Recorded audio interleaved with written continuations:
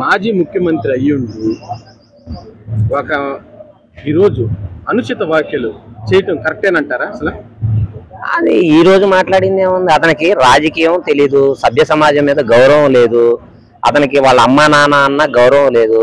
అతని నాకు అంటే మనం ముఖ్యమంత్రిగా చేసిన వ్యక్తిని మనం ఆ మాట అనకూడదు, కానీ మామూలుగా మన ఇళ్లలో చూస్తూ ఉంటాం, కన్నీ రోడ్డు మీద వదిలేస్తారు కదా, అలా వదిలేసినట్టు ఉంది ఆయన పరిస్థితి. అలా మాట్లాడతారండి? వాళ్ళ అమ్మని బయటికి తోలేశాడు, చెల్లిని బయటికి తోలేశారు, ఆ నాన్న అంటే భయం లేదు, బాబాయిని చంపేసిన కేసులో ఉన్నారు, లక్ష కోట్లు దోపిడీ చేశారని చెప్పి జైల్లో 18 నెలలు పెట్టారు, 18 నెలలు పెట్టారు. చిన్నప్పుడు ఏదో 10th క్లాస్ క్వశ్చన్ పేపర్ దొంగతనం చేశారు. ఇలాంటి వ్యక్తి ఇంకా అలా ఎలా మాట్లాడతాడు? ఓ పద్ధతి పాడు ఉండాలి కదా. అతను సిన్సియర్గా నేను ప్రజలకి సమాజం కోసం పుట్టాను, సమాజానికి సేవ చేస్తానికి వచ్చానని గౌరవమైన రాజశేఖర రెడ్డి గారి కుమారుడిగా మాట్లాడితే ఆయన మీద 11 సంవత్సరాల నుంచి కేసు పెండింగ్లో ఉంది.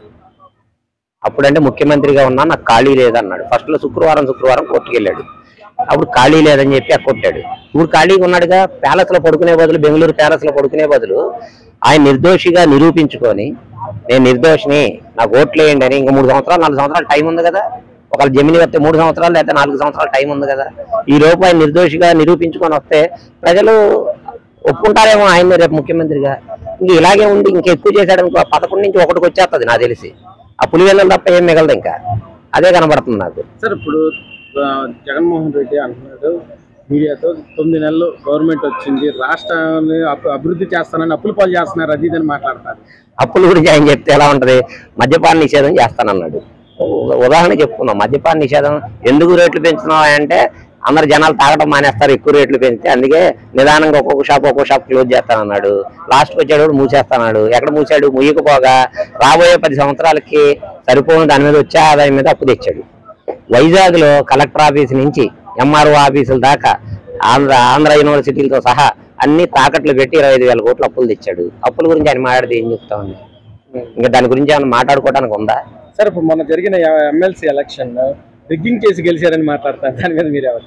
రిగ్గింగ్ గురించి చెప్పాలంటే చిత్తూరు జిల్లాలో కానీ ఇతర జిల్లాల్లో కానీ మన పంచాయతీ ఎలక్షన్లు జరిగినాయి గత గవర్నమెంట్లో. మీరే చూశారు, ఆడవాళ్ళ దగ్గర ముసలోళ్ళ దగ్గర నామినేషన్ లాగేసుకొని ఎలా అస్తవ్యస్తం చేశారు. బస్సులు వేసుకొని వచ్చి మత్తి తిరుపతిలో దొంగోట్లు వేస్తుంటే ఎవరు పట్టుకున్నారు, ఎవరిని పట్టుకున్నారు, ఈ రిగ్గింగ్ల గురించి వాళ్ళు చెప్తారు, మనం వినాలా. అది వాస్తవేనంటారా? గవర్నమెంట్ వచ్చింది, జగన్మోహన్ రెడ్డి మీడియాతో మాట్లాడుతూ ఈ గవర్నమెంట్ మొన్న జరిగిన ఎమ్మెల్సీ ఎలక్షన్లో రిగ్గింగ్ చేసి గెలిచారని మాట్లాడటంపై మీరేమో? జగన్మోహన్ రెడ్డి గారికి కొంచెమైనా బ్రెయిన్ పనిచేస్తుందా అని అడుగుతున్నా. మొన్న జరిగినటువంటి 2024 సార్వత్రిక ఎన్నికల్లో ఈవీఎంలతో ఓటింగ్ జరిగింది కాబట్టి సరే ఈవీఎంలు హ్యాక్ చేశారు, రిగ్గింగ్ చేశారు అని మాట్లాడాడు. మొన్న జరిగినటువంటి ఎమ్మెల్సీ గ్రాడ్యుయేట్ పట్టభద్రుల ఎన్నికలు బ్యాలెట్ రూపంలో జరిగాయి. మరి కనీసం జగన్మోహన్ రెడ్డికి కొద్దిగైనా బ్రెయిన్ పనిచేస్తుందా అని అడుగుతా ఉన్నా. బ్యాలెట్ సమక్షంలో చాలా జెన్యూన్ గా ఓట్లు జరిగాయి. మరి దేన్ని కూడా నువ్వు రెగ్గింగ్ అనుకుంటే ఇక నీ చేతగాని తనం అనుకున్నట్టే అని సందర్భంగా తెలియజేస్తాను. అంటే ఇప్పుడు జగన్మోహన్ రెడ్డి మాట్లాడిన ప్రతిపక్ష హోదా ఇస్తే పక్క రాష్ట్రాల్లో ఇస్తున్నారు, ఇద్దరున్న ప్రతిపక్ష హోదా ఇక్కడ ఇవ్వడానికి కావాలి, ప్రతిపక్ష అసెంబ్లీకి వచ్చి మాట్లాడడానికి అక్కడికి వెళ్ళినా కానీ ఎమ్మెల్యేగా నేను వెళ్ళినా కానీ మైక్ ఎవరు అది ఇదని మాట్లాడతాను. దాని మీద మీరు ఏదైనా జగన్మోహన్ రెడ్డి గారు రాజ్యాంగబద్ధంగా ప్రజాస్వామ్యబద్ధంగా నువ్వొక ప్రతిపక్ష క్యాండిడేట్ గా నువ్వు ఉండాలి అంటే నీకు రాజ్యాంగం ఇన్ని సీట్లతో నువ్వు పరిమితమైతే నీకు ప్రతిపక్ష హోదా కల్పిస్తుంది అని మన రాజ్యాంగం చెప్పింది. నువ్వు రాజ్యాంగం కూడా నువ్వు చదవలేనటువంటి వ్యక్తివి జగన్మోహన్ రెడ్డి గారు.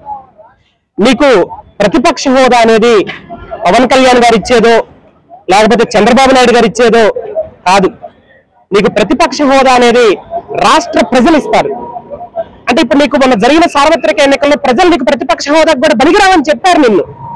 మరి అలాంటిది నువ్వు చిన్నపిల్లలాగా నాకు ప్రతిపక్ష హోదా కావాలి అని మారం చేస్తే పాపం చంద్రబాబు గారు మాత్రం ఏం చేస్తారు, డిప్యూటీ సీఎం పవన్ కళ్యాణ్ గారు మాత్రం ఏం చేస్తారు అని అడుగుతా ఉన్నా. అంటే జగన్మోహన్ రెడ్డి మాట్లాడుతూ రాష్ట్రాన్ని అభివృద్ధి పదవులు నడిపిస్తారని చెప్పి అప్పుల పాలు చేస్తున్నారు, అది ఇదని మాట్లాడటం.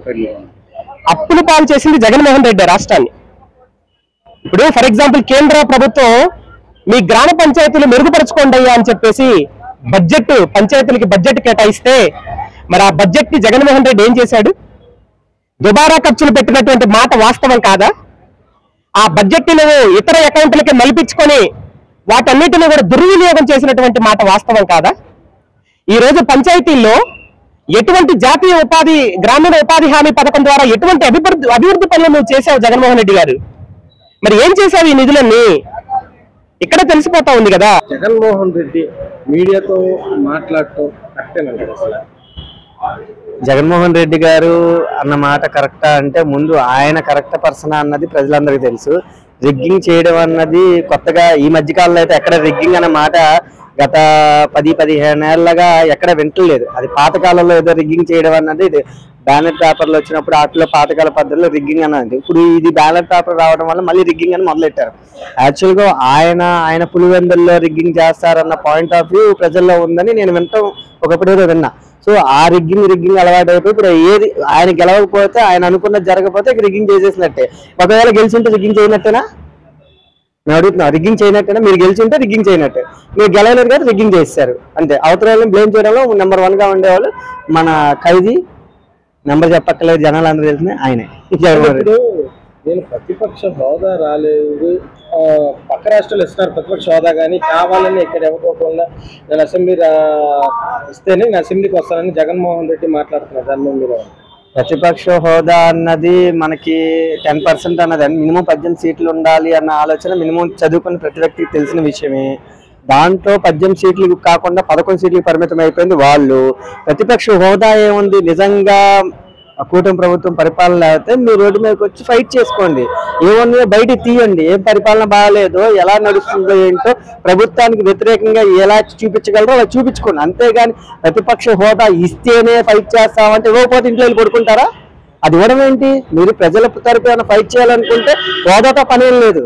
హోదా ఉంటేనేనా? మీరు ఒక 11 మంది ఎమ్మెల్యేలు ఉన్నారు కదా, మీరు వచ్చి ఫైట్ చేసుకోండి, నిరూపించండి, ఎక్కడేం జరుగుతుంది అని బయట పెట్టుకోండి. అంతేగాని ప్రతిపక్ష హోదా ఇస్తేనే అసెంబ్లీకి వస్తా, ప్రతిపక్ష హోదా ఇస్తేనే నేను ప్రజల కోసం పోరాడతా, ఇవన్నీ హాస్యాస్పదంగా ఉంటుంది. కాబట్టి అలాంటి జగన్మోహన్ రెడ్డి గారు ఏం చేయాలో ఏం మాట్లాడాలో తెలియక పనికిమాలిన విషయాలని మాట్లాడుతున్నారు. అంటే ఇప్పుడు వైసీపీలో ఒక మాట అంటున్నారు, ఈ గవర్నమెంట్ వచ్చిన తర్వాత సరైన పథకాలు లేవు, ఇవ్వట్లేదు, అది ఇదని మాట్లాడుతున్నారు. దాని మీద మీరేమంటారు? ఇస్తున్నారండి. ఇప్పుడు మా పాప బీఫార్మసీ చదువుతుంది, నిన్న 20,000 రూపాయలు అకౌంట్లో వేసారండి. కాలేజ్ ఫీజు గవర్నమెంట్ తరఫున పడింది. మాకు చాలా సంతోషంగా ఉంది. ఇంకా నిదానంగా ఒక్కొక్కటిగా వేస్తారు. ఆ నమ్మకం అయితే మాకుంది చంద్రబాబు నాయుడు గారి మీద. లేదండి, అది ఉట్టి మాటలు. నేనే తీసుకున్నానండి పాపకు తీసుకెళ్లి. నేను పోస్ట్ ఆఫీస్ లో 20,000 రూపాయలు తీసుకున్నాను. నేను ఈ రోజు కట్టి నేను వస్తున్నాను, మీరు నాకు కలిశారు. కానీ గవర్నమెంట్ పరంగా బాగుందండి. ఇంత ముందులాగా లేట్ అదేం కాదు, ఇప్పుడు కరెక్ట్ గానే పర్ఫెక్ట్ గానే వస్తున్నారు. ఇక ముందు రావాల్సిన పథకాలు కూడా ఇంకా బాగుంటాయని నేను ఆశిస్తున్నానండి టీడీపీ తరఫున.